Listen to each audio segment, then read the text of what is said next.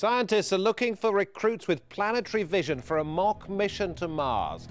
Does human space travel still have a place, or is it just a dream we can't let go? I'm David Foster. This is Inside Story.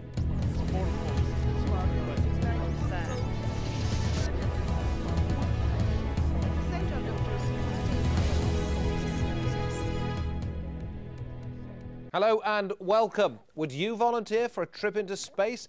It's the childhood fantasy of many. Well, now you've got the chance. The European Space Agency is seeking recruits for a simulated trip to Mars with a view to mounting the real thing at some time in the future. 6 volunteers will spend 17 months in what's described as extreme isolation and confinement. They'll have the same cramped conditions and limited rations as real astronauts. Smoking and drinking alcohol strictly forbidden. But they won't have to experience weightlessness or the effects of radiation. The scientists in charge of the Mars 500 project say it'll be as close to a real mission as possible. They'll be looking in particular at the psychological effects. And although the pay is not much, it seems the job's in demand. There were more than 2,000 applicants in the first 2 days. So what does it take to become a mock voyager to the Red Planet? Well, candidates must come from one of 15 European countries or from Canada. They must speak English and Russian, among other things. The project's being done in conjunction with a biomedical team in Moscow. And they must work in suitable scientific fields such as medicine, biology or computer engineering. So just what would a real journey to Mars entail?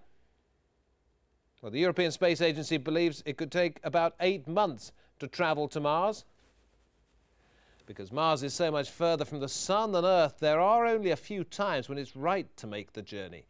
And once there, if the team doesn't leave within a month, it's thought they'd have to wait some 6 months for the planets to be realigned again to enable them to fly home. Well, then the journey back would take a little bit less than 8 months. So that means the trip could take nearly 2 years door to door. That's a long time in a confined space for a bunch of people, unless they get on very well together. So science fact or science fiction? Joining us now to discuss the vagaries of space travel are our guests. From Amsterdam, Mark Heppner, Head of Science and Applications at the European Space Agency. In London, Dr. Robert Massey, who's Policy Officer at the Royal Astronomical Society. And from Washington, D.C. in the United States, Robert Park, a Physics Professor at the University of Maryland. Welcome to all 3 of you. Mark Heppner, let me ask you, as somebody from the European Space Agency, this is your project. Why do you want to do it? Well, good evening. For us, the reason to do this is that we know already from our experiments on the International Space Station and maybe also some other experiments what these people would face in terms of effects of weightlessness. However, we have fairly little knowledge on the effects of isolation on psychology, on the behavior of the team. And this is one of the things that we really think we should study in a full-time mission simulation. It's going Maybe to be one of the very most important difficult things for them, is it not? It's going to be very hard, whatever sort of person they are. Well, we don't know really, to be quite honest with you. We have some experience, and the Russians have even more experience in doing this kind of isolation studies. We also work with teams on Antarctica who are also isolated for 9 months. But this has some special features that you would not find on those earlier things. In particular, the communication delay is one of the things that we should look into. That means already in this discussion we have a delay of slightly under a second, and that already has some difficulties in talking to each other. These people will face up to 40 minutes of delay in talking to Earth. That means that the group who is inside this tank will really be on their own. They have to take their decisions completely autonomously. And we just want to check in detail what that means on group behavior, individual well-being, and other aspects. Robert Massey from the Royal Astronomical Society. This is all, of course, a precursor to a hoped-for trip to Mars. Why would you want to put humans there? Well, the RAS took a look at the scientific value of human space exploration and concluded pretty much that it's a useful thing to do scientifically. I mean, robots are limited in their flexibility, and you know, they certainly don't have the capacity to take the initiative when they get there, at least not yet.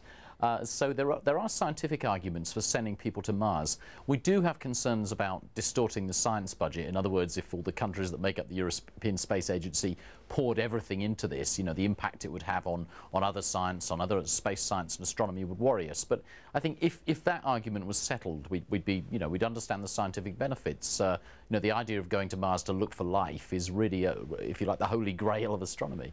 But you can find out, by and large, from machines whether there's life there or not. Well, that's questionable.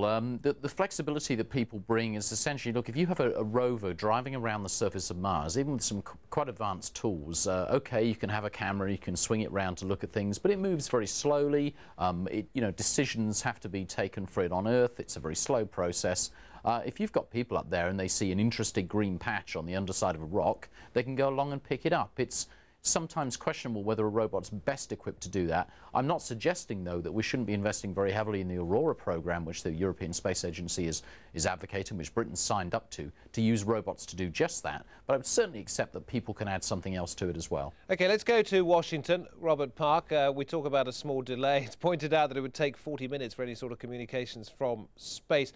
My question to you is this a vanity project for scientists, or do you think it might have some benefits? I cannot, frankly, imagine a benefit. If I was an astronaut on Mars, I'd be locked inside a spacesuit. That you don't have any touch, you don't have any feel. As far as flexibility goes, these are telerobots that we have on Mars right now. They're doing a splendid job. They've been there for years. So they move a little slow. That's fine. They've got lots of time. It takes a long time to get there and a long time to get back, as we just heard. So, and in fact, we put them there for less than it costs to send the shuttle to the space station and back. I mean, cost is something, and you got any idea how much it would cost to put a manned mission to Mars? Well, the last time it was calculated in the United States, it killed the project. It was first proposed by the other George Bush, and the estimates were made of what the trip would cost. It came out to more than $1 trillion, and they just abandoned the idea at that point. Let's talk about what humans might leave behind, not necessarily what they might bring back. There is a danger that we'll take some of the worst things from Earth, such as disease, pollution, and leave it there and change the face of Mars forever, I suppose. Well, it's not just changing the face of Mars. Look, what the great mission, the great quest, is to find life to which we're not related. There aren't any such life on Earth. We're related to everything that lives on Earth. But if there's an accident on Mars, God forbid, if there is, we would pollute the planet with literally billions of microorganisms that live in the human gut. At that point, we would never be able to do the experiment again. That would end it. My guess is if we send humans to Mars, we'll find life, but it will look very familiar. It will be life that we've taken there from Earth. Mark Heppner, have you taken this at the European Space Agency, have you taken this into account, the fact that you may spoil the planet?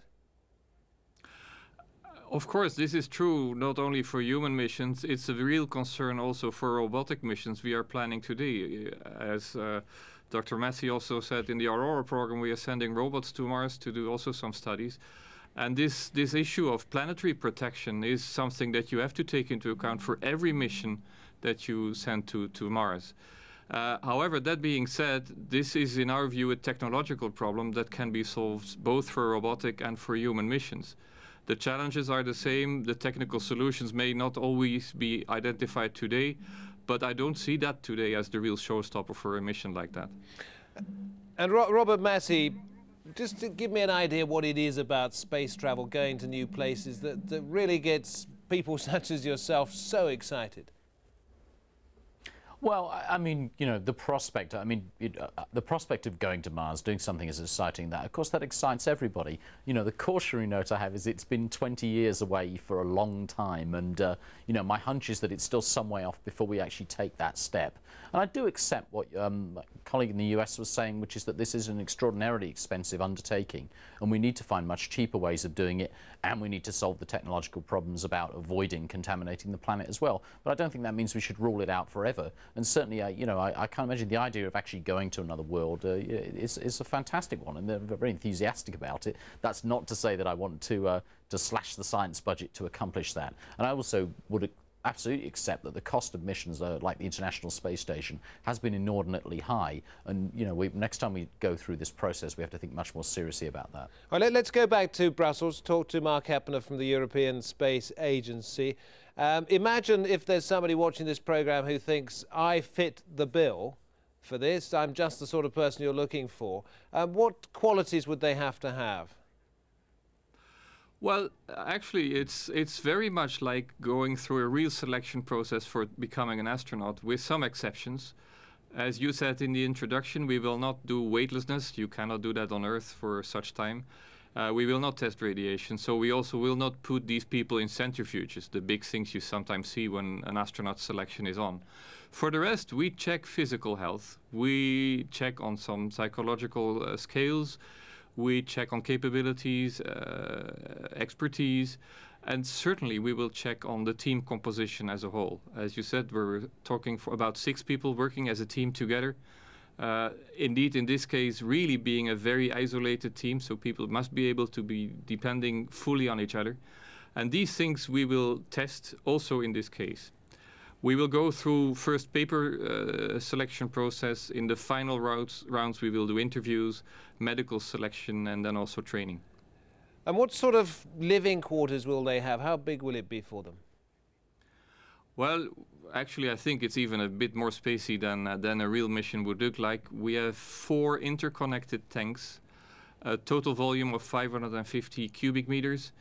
And each of those tanks are having a specific function. There's a living quarter, there's a communication center. We have a medical room, we have a storage room, there's a gym, and there is a specific module which will be used as a simulated lander on Mars, where half of the crew will actually do a simulated landing and research on the planet. Okay, quick thought from Robert Park before we take a break. Mark Heppner mentioning there that they won't obviously be testing for radiation. When the real crew gets up into space and faces the kind of radiation that they will do out there, there's no knowing what might happen to them, some say. No, we really don't know. We know the radiation levels are high, but this is radiation we don't generally face on the surface of the Earth. We're protected by the Earth's magnetosphere. Once we leave that magnetosphere, that comes very quickly on a trip to Mars, we're exposed. When we sent people to the moon and back, they were only gone for a few days. So we crossed our fingers and hoped there would not be a solar storm.